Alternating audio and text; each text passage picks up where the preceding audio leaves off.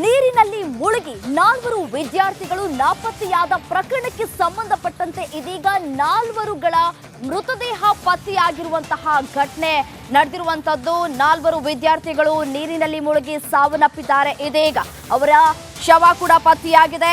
ಯಶ್ವಿತ್, ರಾಘವೇಂದ್ರ, ನಿರೂಪಾ, ಅನ್ವಿತ್ ಸಾವನ್ನಪ್ಪಿದ್ದಾರೆ. ಸೂರತ್ಕಲ್ನ ವಿದ್ಯಾದಾಯಿನಿ ಶಾಲೆಯ ವಿದ್ಯಾರ್ಥಿಗಳಾಗಿದ್ರು. ಮೃತರೆಲ್ಲರೂ ಕೂಡ 10ನೇ ತರಗತಿಯ ವಿದ್ಯಾರ್ಥಿಗಳಾಗಿದ್ರು. ನಿನ್ನೆ ಪರೀಕ್ಷೆಯ ಮುಗಿದ ಬಳಿಕ ಈ ಎಲ್ಲ 4 ಜನ ವಿದ್ಯಾರ್ಥಿಗಳೇನಿದ್ರು ನಾಪತ್ತೆಯಾಗಿದ್ರು. ಮಕ್ಕಳಿಗಾಗಿ ಪೋಷಕರು ಮತ್ತು ಪೊಲೀಸರು ಹುಡುಕಾಟವನ್ನ ನಡೆಸ್ತಾ ಇದ್ರು. ಇದೀಗ 4 ವಿದ್ಯಾರ್ಥಿಗಳ ಶವ ಪತ್ತೆಯಾಗಿದೆ. ಸಾಕಷ್ಟು ಅನುಮಾನಗಳಿಗೆ ಕೂಡ ಎಡೆ ಮಾಡಿಕೊಟ್ಟಿದೆ ಈ 4 ವಿದ್ಯಾರ್ಥಿಗಳ ಸಾವು. ಯಾಕೆ ಸಾವನ್ನಪ್ಪಿದ್ರು? ನೀರಿನಲ್ಲಿ ಈಜೋತಕ್ಕೆ ಹೋಗಿದ್ರಾ ಅಥವಾ ಏನಕ್ಕೆ ಹೋಗಿದ್ರು ಅನ್ನುವಂತಹ ಪ್ರಶ್ನೆ ಇದೀಗ ಉದ್ಭವ ಆಗ್ತಾ ಇರುವಂತದ್ದು. ನಾಪತ್ತೆಯಾಗಿದ್ದಂತಹ 4 ವಿದ್ಯಾರ್ಥಿಗಳು ಇದೀಗ ಶವವಾಗಿ ಪತ್ತೆಯಾಗಿದ್ದಾರೆ. ಯಶ್ವಿತ್, ರಾಘವೇಂದ್ರ, ನಿರೂಪಾ, ಅನ್ವಿತ್ 4 ಜನ ಏನು ವಿದ್ಯಾರ್ಥಿಗಳಿದ್ರು. ಶಾಲೆಯನ್ನ ಮುಗಿಸಿ ಆನಂತರ 4 ಜನ ಮನೆಗೆ ಹೋಗ್ಬೇಕಾಗಿತ್ತು. ಆದ್ರೆ ಮಸಣವನ್ನ ಸೇರಿದ್ದಾರೆ. ಯಾಕೆ ಅನ್ನುವಂತಹ ಪ್ರಶ್ನೆ ಇದೀಗ ಉದ್ಭವ ಆಗ್ತಾ ಇರುವಂತದ್ದು. ಮೃತರೆಲ್ಲರೂ ಕೂಡ SSLCಯ ವಿದ್ಯಾರ್ಥಿಗಳು ಅನ್ನುವಂತಹ ಮಾಹಿತಿ ಲಭ್ಯ ಆಗ್ತಾ ಇರುವಂತದ್ದು.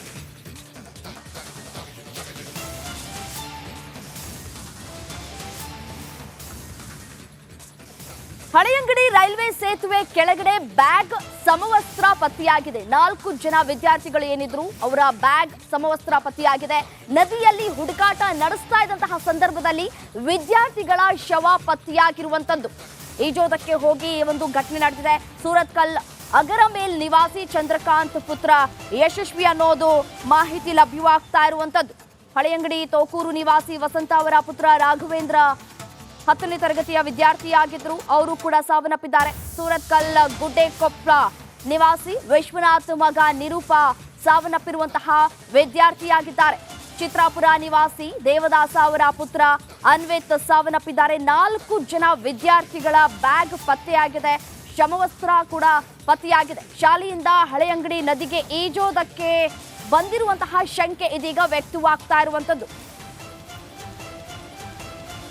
ಈ ಕುರಿತು ಮತ್ತಷ್ಟು ಡೀಟೇಲ್ಸ್ ಕೊಡ್ತಾ ಹೋಗ್ತಾರೆ ನನ್ನ ಕಲೀಗ್ ದಿನೇಶ್. ನೇರ ಸಂಪರ್ಕದಲ್ಲಿ ಜಾಯಿನ್ ಆಗ್ತಾ ಇದ್ದಾರೆ. ಏನು ದಿನೇಶ್, ಈ 4 ವಿದ್ಯಾರ್ಥಿಗಳು ಮೊದಲಿಗೆ ನಾಪತ್ತೆಯಾಗ್ತಾರೆ, ಆನಂತರ ಇದೀಗ ಶವವಾಗಿ ಪತ್ತೆಯಾಗ್ತಾ ಇರುವಂತ ಮಾಹಿತಿ ಲಭ್ಯ ಆಗ್ತಾ ಇರುವಂತದ್ದು. ಕಾರಣವಾದ್ರೂ ಏನು? ಪ್ರಾಥಮಿಕ ತನಿಖೆಯಲ್ಲಿ ಏನ್ ಮಾಹಿತಿ ಲಭ್ಯ ಆಗ್ತಾ ಇದೆ? ಡೀಟೇಲ್ಸ್ ಕೊಡ್ತಾ ಹೋಗೋದಾದ್ರೆ. ಹೌದು, ಈ ಒಂದು 4 ವಿದ್ಯಾರ್ಥಿಗಳು ಈಜಾಡದಕ್ಕೆ ಹೋಗಿ ಸಾವನ್ನಪ್ಪಿದಂತಹ ಒಂದು ಆಘಾತಕಾರಿ ದುರ್ಘಟನೆ ಮಂಗಳೂರು ಹೊರವಲಯದಲ್ಲಿ ನಡೆದಿರುವಂತದ್ದು. ಅಂದ್ರೆ ಈ ಒಂದು 4 ವಿದ್ಯಾರ್ಥಿಗಳೇನಿದ್ದಾರೆ ಇವರು ಮಂಗಳೂರು ಹೊರವಲಯದ ಸುರತ್ಕಲ್ನ ವಿದ್ಯಾದಾಯಿನಿ ಸ್ಕೂಲ್ ನಲ್ಲಿ 10ನೇ ತರಗತಿಯಲ್ಲಿ ವ್ಯಾಸಂಗ ಮಾಡ್ತಾ ಇರ್ತಾರೆ. ನಿನ್ನೆ ಪೂರ್ವ ಸಿದ್ಧತಾ ಪರೀಕ್ಷೆ ಕೂಡ ಬರ್ದಿದ್ರು. ಪೂರ್ವ ಸಿದ್ಧತಾ ಪರೀಕ್ಷೆ ಬರ್ದ ನಂತರ ವಿದ್ಯಾರ್ಥಿಗಳು ಮನೆಗೆ ಹೋಗದೆ ಶಾಲೆಯಲ್ಲೂ ಕೂಡ ಇರದೆ ನಾಪತ್ತೆ ಆಗಿದ್ರು. ನಿನ್ನೆ ಸಂಜೆಯಿಂದಲೂ ಕೂಡ ಬಹಳಷ್ಟು ಹುಡುಕಾಟ ನಡೆಸಿದ್ರು. ಅಂದ್ರೆ ಎಲ್ಲಿ ಹೋಗಿರ್ಬೋದು ಅನ್ನುವಂತ ದೃಷ್ಟಿಯಲ್ಲಿ ಬಹಳಷ್ಟು ಹುಡುಕಾಟ ಕೂಡ ನಡೆಸಿದ್ರು. ಇದು ಆರಂಭದಲ್ಲಿ ಇದೊಂದು ಈ 4 ವಿದ್ಯಾರ್ಥಿಗಳೇನಿದ್ರೆ ಇವರು ಪರೀಕ್ಷೆಗೆ ಹೆದರಿ ನಾಪತ್ತೆ ಆಗಿರ್ಬಹುದು ಅನ್ನುವಂತ ಒಂದು ಅನುಮಾನ ವ್ಯಕ್ತವಾಗಿತ್ತು. ಹಾಗಾಗಿ ಬಹಳಷ್ಟು ದೂರಗಳ ಅಂದ್ರೆ ಮಂಗಳೂರಿನಿಂದ ಹೊರವಲಯ ಬಹಳಷ್ಟು ಬೆಂಗಳೂರು ಆ ಕಡೆ ಎಲ್ಲ ಒಂದಷ್ಟು ಪೊಲೀಸರು ತನಿಖೆ ಮಾಡಿ ಎಲ್ಲಿಯಾದ್ರೂ ಬಂದಿರ್ಬೋದು ಅನ್ನುವಂತ ನಿಟ್ಟಿನಲ್ಲಿ ಬಹಳಷ್ಟು ತನಿಖೆ ಮಾಡಿದ್ರು. ಆದ್ರೆ 4 ಕೂಡ ನಿನ್ನೆ ಎಲ್ಲಿಯೂ ಕೂಡ ಪತ್ತೆ ಆಗ್ಲಿಲ್ಲ. ಆದ್ರೆ ಇವತ್ತು ಬೆಳಿಗ್ಗೆ ಅವರ 4 ಸಮವಸ್ತ್ರ ಏನು ಹಳೆಯಂಗಡಿಯ ರೈಲ್ವೆ ಬ್ರಿಡ್ಜ್ ನ ಅಡಿಯಲ್ಲಿ ಪತ್ತೆ ಆಗಿರೋದು. ಈ ಹಿನ್ನೆಲೆಯಲ್ಲಿ ಇಲ್ಲೇ ಸಮೀಪದಲ್ಲಿ ನದಿಯಲ್ಲಿ ಈಜಲು ಹೋಗಿರ್ಬೋದು ಅನ್ನುವಂತ ದೃಷ್ಟಿಯಲ್ಲಿ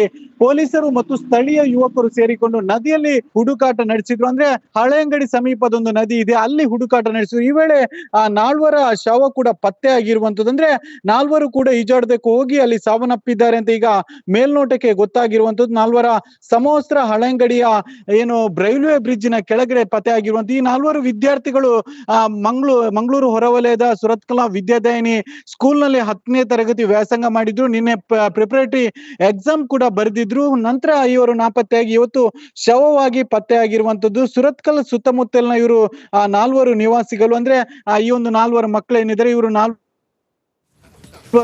ಇವರು ನಿನ್ನೆ ರಾತ್ರಿಯೂ ಕೂಡ ಇವರನ್ನ ಶವವನ್ನು ಪತ್ತೆ ಹಚ್ಚಿ ಈಗಾಗಲೇ ಮಂಗಳೂರಿನ ಮೋರ್ಚರಿಯಲ್ಲಿ ಕೂಡ ಇಡ್ಲಾಗಿದೆ. ಮಂಗಳೂರಿನ ಮೋರ್ಚರಿಯಲ್ಲಿ ಕೂಡ ಇಡ್ಲಾಗಿದೆ. ಇವರ ಮನೆಯವರು ಕೂಡ ಬಹಳಷ್ಟು ದುಃಖ ತಪ್ತವಾಗಿರುವಂತ ಅಂದ್ರೆ 4 ಮಕ್ಕಳನ್ನು ಏನು ಬೇರೆ ಸಾವನ್ನಪ್ಪಿ ಈಗಾಗಲೇ ಮನೆಯವರು ಕೂಡ ಬಹಳಷ್ಟು ದುಃಖ ತಪ್ತವಾಗಿರುವಂತದ್ದು.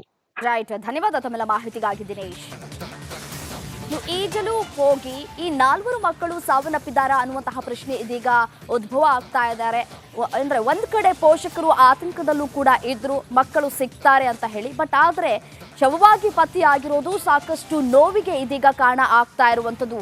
ಒಂದ್ ಕಡೆ ಪರೀಕ್ಷೆಗೆ ಹೆದರಿ ಸಾವನ್ನಪ್ಪಿದ್ದಾರಾ ಅನ್ನುವಂತಹ ಪ್ರಶ್ನೆ ಕೂಡ ಉದ್ಭವ ಆಗ್ತಾ ಇದೆ.